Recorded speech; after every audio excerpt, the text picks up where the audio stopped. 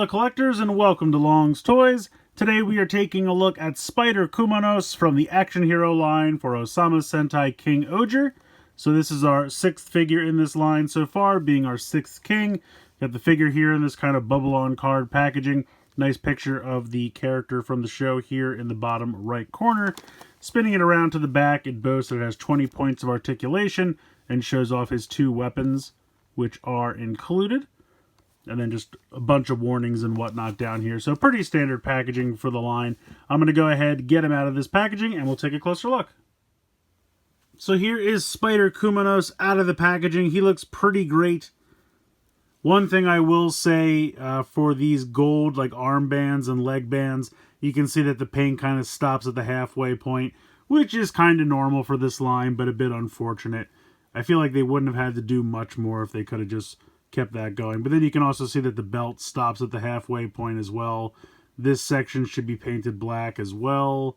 So there are a couple places where, you can see that the paint really just stops at the halfway point, which is a bummer. But he still looks good here from the front. I think the head sculpt looks great. The helmet really came out nice and is painted very nicely. You have the red eyes of the spider there. That's really sharp. All of the gold paint here on the front looks really nice. I also feel like these pieces here should probably be black, but I guess they thought maybe it would be too hard to paint around the open area there for the hip joint. But yeah, overall, I think it's a nice looking figure. Articulation-wise, the head can spin down here at the base of the neck, and then you have a hinge here at the base of the skull. You have kind of a hinge and rotation at the shoulder, so this can go around and then hinge out to the side. You have a bicep swivel. The biceps on mine are really tight, almost to the point that it feels like there's a ratchet in there, but it works well. 90 degree there at the elbow. You have a swivel here at the wrist. You have a swivel at the waist, and unlike the others, he does not have his cape piece as part of the shoulder, so he's got it here on the back, and there's kind of like a little hinge here, so if you want to get that out of the way, you certainly can, and that just kind of hinges nicely. So you can get that out of the way. You can kick pretty far forward. I wish you could kick a little bit more forward, but you can't quite get 90 degrees. I'd say maybe 70 degrees, 75. Kick pretty far back. You can actually kick further back, which is weird. And then you can kick a little bit out to the side.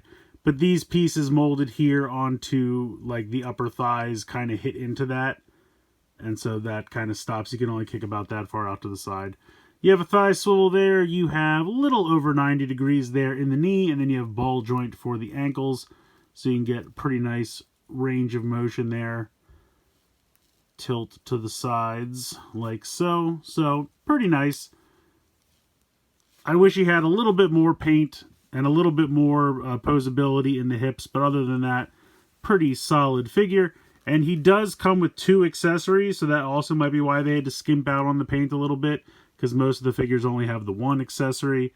But he does come with both the Venomic Shooter and the Kumonos Slayer. I almost forgot the name of this there for a moment. And they have nice molded detail. Obviously, they have no paint whatsoever. They are just molded out of the white plastic. But they do have nice molded detail there, so if you wanted to paint them yourselves, you absolutely could. And they can fit into the hands very simply, so that just pops in there like that. And you can actually orient the sword either way, so if you want him to kind of hold it like a traditional sword, you can absolutely do that. If you want him to kind of use it like he does in the show, where he kind of holds it upside down, you can do that. And it's kind of nice because it's a little thicker here at the end, closest to the hilt, so that way when you're kind of putting it in here, it seems like it's too loose and he would drop it. But as you kind of push it in more, it gets a little bit more snug, and he will hold on to it upside down. So I do really appreciate that. But yeah, he looks good holding the 2 weapons. I think we did a pretty nice job there. Again, I would always love more paint, but I understand why they can't do that. But honestly, I think they painted the parts that really matter. The gold on the chest looks great. The helmet looks fantastic. You have the silver here for the belt buckle. You're really just missing, a little bit of paint on the back, but let's be honest, you're probably going to look at him from the front, so that's where it counts. And again, I would love a little bit of paint for the weapons, but again, I understand. But overall, I think it's a nice looking figure, good articulation. I'm trying to remember exactly what this cost. I want to say it was around $15, somewhere in there. And I feel like that's pretty fair for what you get. I would say it's probably about 4.5 inches tall, just for a little comparison. We'll bring in another popular spider guy. Now, these are 4 inches, so this actually might be closer to 5 inches. I know they're kind of in scale with Yudo, and Yudo is definitely taller than Soto. Yeah, he might have a solid inch on him. Or maybe Spider-Man's a little bit shorter. Spider-Man might be closer to 3 3/4 inch if we want to bring in another figure from that line. So you can see when compared with Venom, he's not quite as tall. He's maybe got 1/2 inch tall on Venom. So yeah, maybe they're like 4.5, something like that.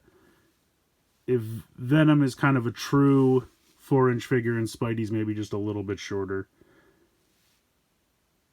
So just for a little size comparison there. Also, everyone's been saying this guy looks like Anti-Venom, and it's kind of true. So now you can finally have them fight each other. I think it's a pretty solid figure for the price. I mean, obviously I would love more paint, but I completely understand that if they have a budget they have to work in. And he does come with 2 accessories, which I think are both very important. So I'm glad they didn't skimp out and just do one or the other, because I feel like both accessories are very important to this guy. So I think he's pretty good, again, for the price. I'm sure that there's going to be a Yudo figure of him eventually down the line, and that'll have a ton of stickers, so you'll definitely get more detail. But you don't have to apply stickers here. Everything's painted, so you kind of just have to decide what's more important to you. Do you want a pretty good-looking figure with no stickers that you have to apply, or would you rather have a little bit more detail, but then you have to put a bunch of stickers on yourself? So that's kind of where you have to decide. But if you're like me, you're not really a huge fan of the stickers, I think this thing is pretty good for the price. Nice articulation, pretty good paint, and he does come with both his accessories. So let me know what you guys think in the comments below. Please like, share, and subscribe. Hope you guys enjoyed the video. And as always, thanks so much for watching.